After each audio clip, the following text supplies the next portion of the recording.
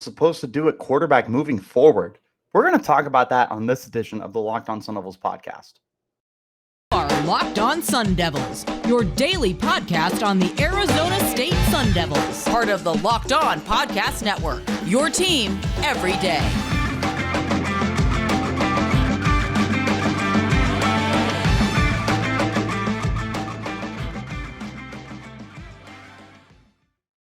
Welcome back to the Locked On Sun Devils podcast. I'm Richie Bradshaw, your guide for everything Arizona State Sun Devils. Remember, the Locked On Sun Devils podcast, it's available on all platforms, including YouTube, if you want to check us out in a visual platform. But wherever you do get those podcasts, hit like and subscribe. Turn on those notifications. Stay in touch with all the content we put out Monday through Friday, with the occasional bonus content for football and basketball for Arizona State Sun Devils. To keep in touch with that content, go ahead, make sure you're following me on Twitter. You can find me at RichieBrads36. You can also find the podcast as well at LO_Sun Devils. Before we get started, I'd like to thank LinkedIn Jobs for being the official college football recruiting sponsor across the Locked On College Network. LinkedIn Jobs helps you find the candidates you want to talk to faster. Post your job for free at linkedin.com/lockedoncollege. Terms and conditions apply. Interesting conversation. A conversation I wasn't sure if we were going to have this year. You know, you maybe have that sneaky suspicion that it could be happening, but you're not really 100% sure if it's going to happen. And that's the quarterback moving forward. So let's rewind. Let's rewind a little less than a year ago. The end of the season. Arizona State just beat U of A for the 5th consecutive time. Jayden Daniels does not have a great season. He had ended the year about as average, like literally average, as you possibly could. But he got Arizona State its 5th consecutive win over the team down south. He guided Arizona State to an 8-4 record before they went on to lose the Las Vegas Bowl to Wisconsin. And we were wondering what was next. There had been a lot of whispers about Jayden Daniels moving on to the NFL after his junior year, based off of the progression that he had over his first 2 years at Arizona State, when he had 22 touchdowns against just 3 interceptions, including a 17-2 season as a freshman. He had gotten progressively better every year, and we were kind of sitting there like, who knows? Maybe this kid has some NFL aspirations right now. You kind of look at him and you're like, he's got the intangibles. He's big. He's 6'3". He's got a big frame. He can continue adding weight. I'm pretty sure he's like 190 something at LSU. So there's still a lot of room to continue adding on. But nonetheless, the frame is there. The arm talent is there. Sure, he's not slinging it 70 yards down the field like Josh Allen, but he's certainly not pooping out at 35-40 like an older Alex Smith was. This is a kid who had accurate, he did get more accurate, but he had, what's the word I'm looking for? Adequate. He had adequate arm strength, good enough to stretch the field, good enough to test every level of the defense. Had the athleticism too. He's turned into a dynamic dual threat quarterback. So we were wondering what the next step was. And Arizona State and its fans were very, very nervous. Regardless of the fact that Jayden Daniels was not that impressive, there was still that concern as to whether or not he was going to be the guy moving forward. Well, he comes out with a little video. He says, I'm coming back for my senior year. So, you know, sweat off of our head, and at least going into one more year, knowing that you have Jayden Daniels to continue finding a bridge guy to the next era of Sun Devils football. But then he decides to transfer following the game against the Wisconsin Badgers in the aforementioned Las Vegas Bowl, which the team ultimately lost. Now we don't know what's going on. There had been some rumors in like December, I want to say, that Spencer Rattler, who was transferring from Oklahoma, had been strongly considering coming home to Arizona State. But when Jayden Daniels announced that he was returning, it sounded like Rattler backed out.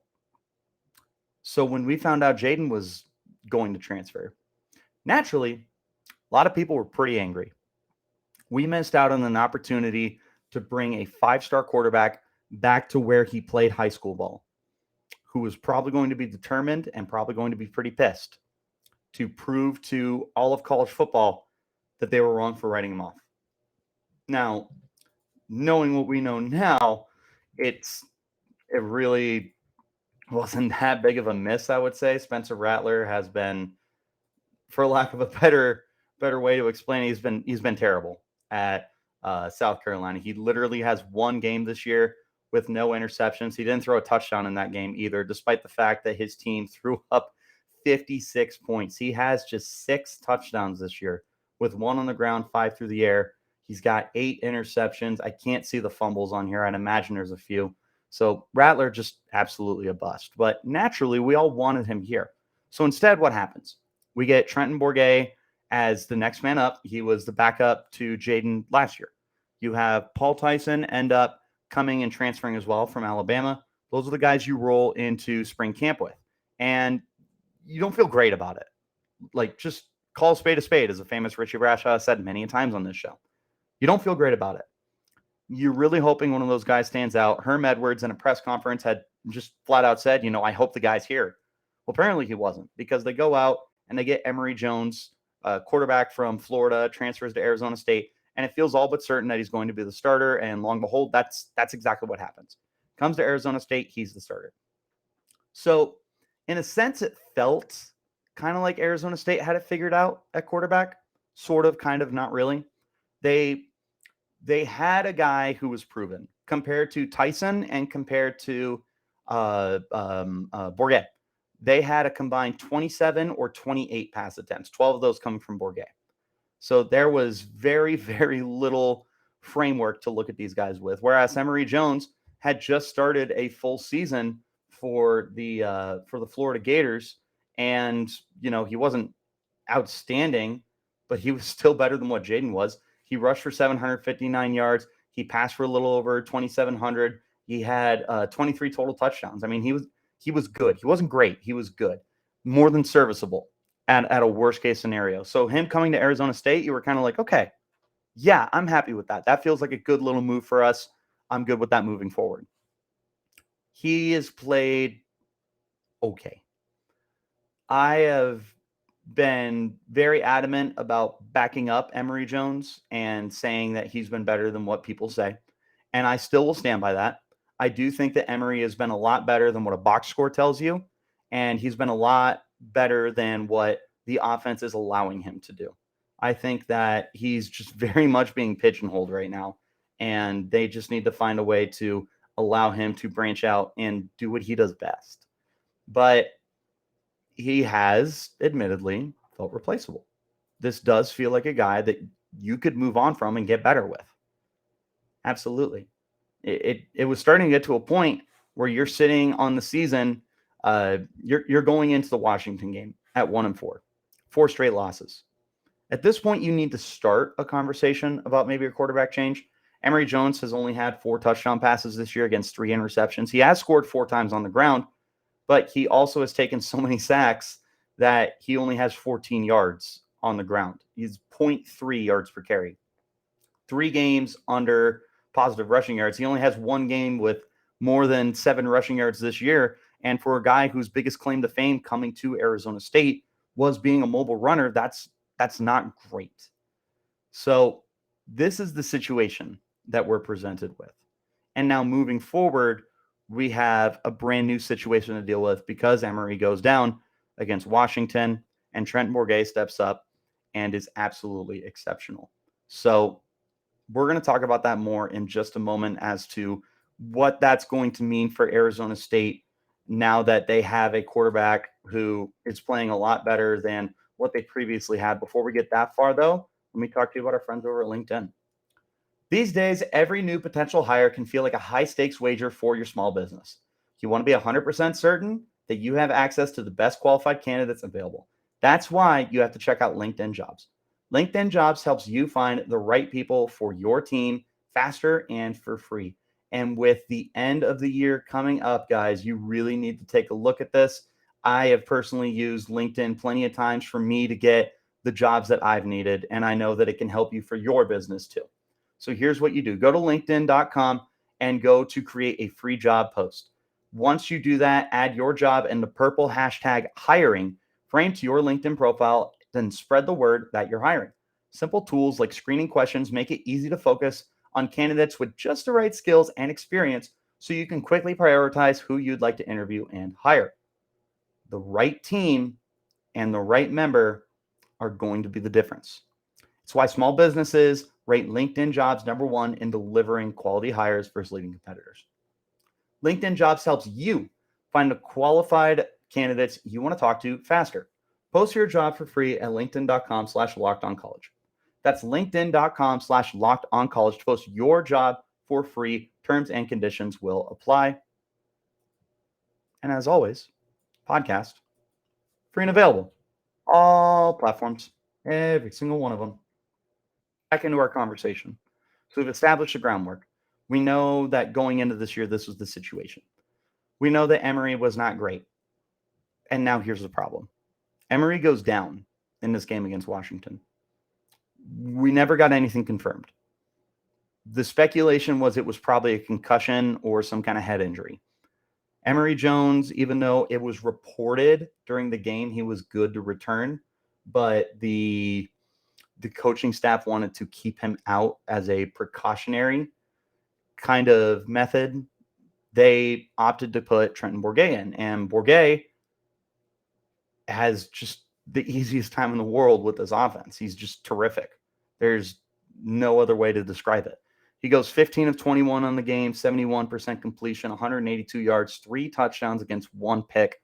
That pick was absolutely airmailed, but I mean, you take away that play and Borgay was pretty outstanding for the entirety of the day. So this performance helps you to pull off a massive, massive upset over the then number 21 Washington Huskies. This was not a game that you were supposed to win, okay? This was not a game that Arizona State was ever supposed to be in. Washington was coming off a tough loss to UCLA, and everyone and their mother was believing that Washington was going to go in this game with a revenge mentality of, we're going to prove to the world that we're still really good, okay? We're still the best team in the Pac-12. That's what they wanted to prove. They wanted to say, we're better than UCLA. They just beat us in Pasadena. We can beat them in Seattle. We can beat them in neutral field. How are we going to do that? We're going to beat the you-know-what out of ASU and get our confidence back. That's not what happened. They came down to Tempe and they got humbled. They got a big old serving of humble pie. Michael Penix didn't throw a touchdown on the day. ASU threw 3, all with Trenton Bourguet. And that's the biggest reason why ASU pulled off this victory, is a sudden change in mentality on offense got everything going again. Because the first drive for Arizona State ended with a field goal. In the first quarter of the game, it was 7-3 Washington. ASU wasn't necessarily doing enough with the football to actually make this game competitive, but Emery goes down, Bourguet comes in. It's a completely different game. ASU turns this into a shootout. ASU puts up 45 points. That's the most that they've scored the entire year. They look so much more explosive. They look so much more confident. They look so much more talented. They're well executed when Bourguet is on the field. It felt like watching a different team. And I would say that Arizona State 100% made the right choice, even though we didn't get to see him, then placing Paul Tyson in. Because Tyson, unlike Bourguet, is not athletic enough to run around the way that Bourguet does. And Bourguet is not a 1,000-yard runner, you know? He's not even what you would consider a true dual threat, the way that like Emory Jones or Jayden Daniels are. What he does, he escapes the pocket. He's able to maneuver around, allow his guys to break open. Think of him as like a poor man's Russell Wilson in the sense of the escapability. He's talented. This is not something that Tyson was able to do. And this was in a very, very pivotal game that Arizona State kind of looked at it and they said, Paul, it's not you. It's that we would have to entirely change up our offense at the snap of our fingers. And that's just not possible right now. So we're going to roll with the quarterback who knows the system a little better and the quarterback who can run this particular offense a little bit better. It worked out big time. This is exactly what the team needed because Bourguet comes in, and again, the rest is history. Like, this ASU team just totally gets a whole new rejuvenation on offense. Everyone looks better. The wide receivers are making plays. Brian Thompson is the downfield threat that I've been manifesting him to become. Elijah Badger catches 2 more touchdowns this game. Charles Hall looks rock solid. You have Giovanni Sanders looks pretty good as well.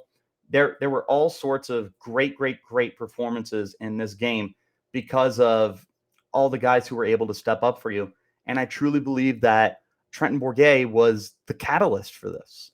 And this isn't to slander Emery Jones whatsoever, because I am still a pretty big Emery Jones fan. However, there is a new question that you need to start asking moving forward, right, wrong, or indifferent. Should Arizona State go back to Emery Jones? Or should it stay committed to Trenton Bourguet, who was able to pull off this massive win for Arizona State in a time where they needed it more than any other time before?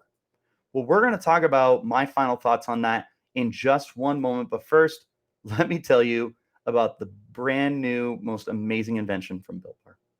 If you haven't tried Built Bar Puffs yet, you are depriving yourselves of one of life's greatest joys. Guess what? There's a new flavor. Delicious, indulgent cookie dough. Covered in chocolate. That's right. Built's done it again. Let me introduce you to your new favorite. The cookie dough chunk puff have a light and chewy texture, real cookie dough chunks, and of course, they're covered in 100% real chocolate. All the joys of eating cookie dough without the hassle of making it. Plus, it's healthy for you. Cookie dough chunk puffs are only 160 calories and have a whopping 15 grams of protein in them. Run to Built.com to snag a box for you and the family. It'll be the perfect treat, or you can find a really good hiding place and just hoard them for yourselves. Like all Built Bars, the new cookie dough chunk puff is covered in 100% real chocolate, which makes it healthy and tasty. Chocolate-covered cookie dough with a light, fluffy texture. It's so good. And again, what's great about these bars is they're made with collagen protein, which your body absorbs more efficiently and provides tons of health benefits. Eat something that tastes good and is good for you. You're going to love the new cookie dough chunk puff, whether you need a snack for your workout, a late night treat, or just need to grab a quick bite. Built is the perfect protein bar, and they taste better than a candy bar. Ditch the calories, fat, and sugar. Get yourself a Built Bar. Go to Built.com right now and use the promo code LOCKED15 to get 15% off of your order. That's Built.com, promo code LOCKED15, and get 15% off your order at Built.com. You know what I'm about to say to you guys? You gotta check out Locked On Pac-12 as your next listen of the day. Good friend of mine, number one friend of the podcast, and Locked On Ducks and Locked On Pac-12 host, Spencer McLaughlin, gives you all the coverage you need to know about the Conference of Champions in 30 minutes or less. Don't just stay in touch with ASU. Stay in touch with the other 11 teams that are in the Conference of Champions. Make it your second listen of the day right after Locked On Sun Devils. So, what do you do? What do you do moving forward? It is a very important question at this point, because Arizona State is no longer in a situation where they're going to lose out. The contrary. I think they're going to snag quite a few wins. I have 3 more wins that I feel confident about. Stanford, Colorado, USC. Or not USC, U of A. Your other 3 games are UCLA, Wazoo, and Oregon State. I don't love you in any of those 3 games. It also would not surprise me if you found a way to snipe one of those. It really would not. The way you're playing football right now, the way you're so motivated under Sean Aguano, the way that you're finding and feeling yourself right now, and having this confidence that you can take on anybody in college football, let alone the Pac-12, that is some kind of energy that is good enough to really take you to a whole other level and plane of existence when it comes to playing football. But who's the guy to do it? Do you roll with Emery? Because again, Emery has not been bad this year. He truly hasn't. He just hasn't been outstanding. He just hasn't had that one moment where you look at him and you're like, yeah, this is the guy. This is the guy that we had been hoping for. This is the guy we've been waiting for to become the difference maker for Arizona State. Hasn't gotten there yet. Don't know if he'll ever get there. But he's still better than he's given credit for. And I still will stand on this hill. I will stand on this hill and die until proven otherwise, that this offense is not allowing Emery to play to his strengths. I still don't see designed runs for him. I still don't see RPOs and play action and read option stuff as much as I should. Is it in there? Every once in a while, yeah, of course, they mix it up. ASU does a good job of keeping their offense pretty well balanced. But with a guy like Emery, use his strength. His biggest strength is running. Okay, you sort of did this with Jaden last year. The problem is Jaden did his own stuff. Jaden looked at a clean pocket and said, nah, I'm going to run. Like, Emery is willing to stay in the pocket. The problem is you're having him stay in the pocket every single play. You have completely eliminated the strength of his game. So you need to give that back to him. But if you're not willing to give it back to him, if you refuse to change your offense to better suit your quarterback, then you need to think about Bourguet, because Bourguet ran this offense incredibly efficient. Emery Jones had 4 touchdown passes in just over 5 games this year. 4.